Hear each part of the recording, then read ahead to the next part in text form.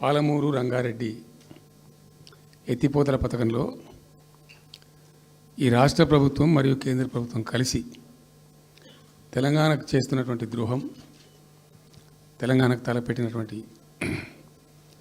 దుర్మార్గమైనటువంటి విధానం మీదనే చర్చ జరిగింది. దీని కథ ఏంటంటే చాలామందికి తెలియదు,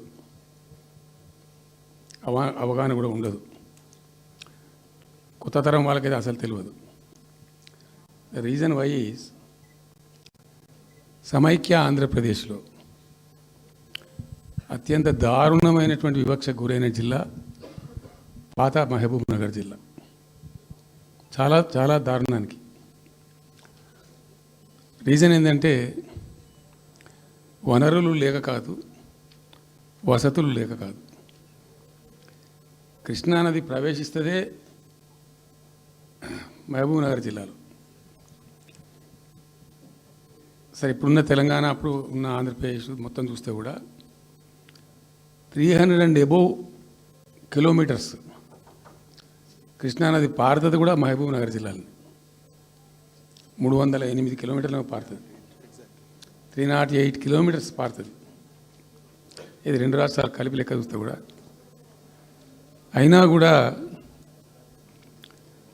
50 ఏళ్ళు అప్పటికి 50 ఏళ్ళు పరిపాలించినటువంటి కాంగ్రెస్ పార్టీ కానీ, ఆ తదనంతరం సుమారు దగ్గర ఒక 20 ఏళ్ళు పరిపాలించిన తెలుగుదేశం పార్టీ కానీ, పాలమూరుకు చాలా దారుణమైనటువంటి తిరిగి కోలుకోలేనటువంటి దెబ్బ కొట్టిన పార్టీలు ఈ రెండు పార్టీల ప్రభుత్వాలు. ఇది లోకమందరికి తెలుసు.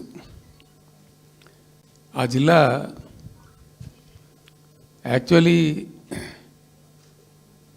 అప్పర్ కృష్ణా ప్రాజెక్టు, భీమా ప్రాజెక్టు, తుంగభద్ర ఎడమ కాలువ ప్రాజెక్టు, దాని ద్వారా ఆనాటికి అన్ని ఫైల్స్ ఉన్నాయి, రికార్డ్స్ ఉన్నాయి, ఏదో ఒకటి స్టోరీ కాదు. 174 టీఎంసీలు నీళ్ళు పాలమూరు రంగారెడ్డి జిల్లాకు రావాల్సి ఉండే. పాలమూరు జిల్లాకు ఆనాటి ప్రతిపాదిత ప్రాజెక్టుల ప్రకారం రావాల్సి ఉండే. ఆంధ్రప్రదేశే ఏర్పాటే తెలంగాణ పాలిట పెనుశాపం. కొంతమందికి నచ్చదు, కానీ పెనుశాపంగా పరిణమించింది ఆంధ్రప్రదేశ్ రాష్ట్ర ఏర్పాటు. మొత్తం తెలంగాణకు, అందులో మోర్ స్పెసిఫికల్లీ మహబూబ్ నగర్ జిల్లాకు జరిగినటువంటి తీవ్రమైనటువంటి అన్యాయం. ఎస్ఆర్సి యాక్ట్ అంటే స్టేట్ రీఆర్గనైజేషన్ యాక్ట్ స్పష్టంగా చెప్తుంది,